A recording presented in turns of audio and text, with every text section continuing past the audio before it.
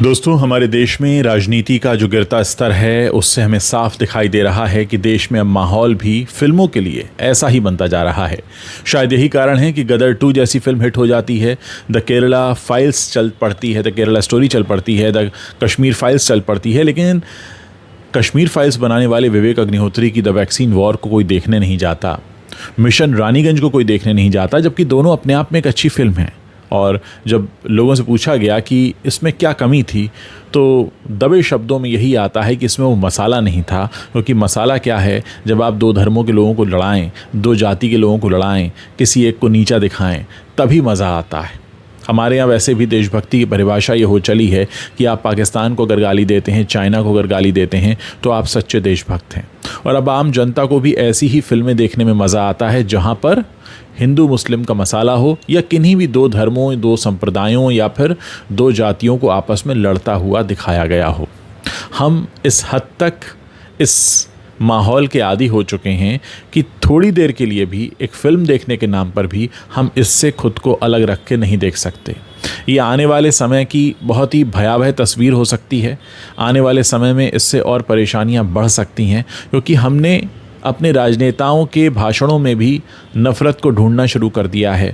हम हिटलर की तारीफ़ करते हैं, हम इज़राइल की तारीफ़ करते हैं, इसलिए नहीं कि इज़राइल अपने दुश्मनों को मुंह तोड़ जवाब दे रहा है, बल्कि इसलिए क्योंकि हम कहीं ना कहीं नफ़रत और घृणा को ढूंढना शुरू कर देते हैं, हम उसकी तरफ झुकना शुरू कर देते हैं, क्योंकि हमारे सोच में ये सब घर करने लगा है। इसीलिए जब रात को प्राइम टाइम पर अलग अलग न्यूज़ चैनल्स के न्यूज़ एंकर्स आते हैं और वो 2 धर्म के अलग अलग मेहमानों को आपस में भिड़ाते हैं, हमें उसमें रस आता है। हमें लगता है कि हाँ, यही तो होना चाहिए, यही तो है वो हम जिसकी तलाश कर रहे हैं। लेकिन हम ये भूल जाते हैं कि हम आने वाली पीढ़ी को क्या देकर जा रहे हैं। मैं यहाँ पर यह नहीं कह रहा कि गदर 2 जैसी फिल्म नहीं बननी चाहिए, या द कश्मीर फाइल्स नहीं बननी चाहिए, या द केरला स्टोरी नहीं बननी चाहिए।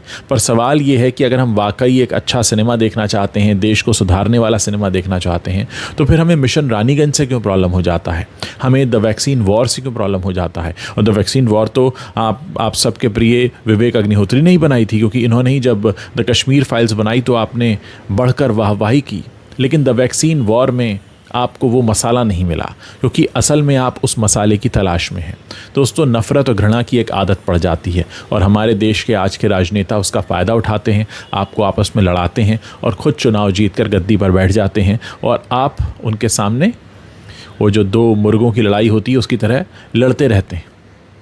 इनके प्रवक्ता टीवी चैनल पर लड़ते रहते हैं, आप गली मोहल्ले में लड़ते रहते हैं, और ये बैठकर मलाई खाते रहते हैं।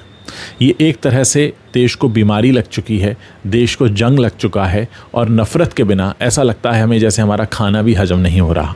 ये बहुत भयावह स्थिति है। अब इस पूरे मसले पर मैं आपकी राय जानना चाहता हूँ। आप इस पर अपने जो भी राय रखते हैं मेरे इस वीडियो के नीचे कमेंट सेक्शन में शेयर कर सकते हैं।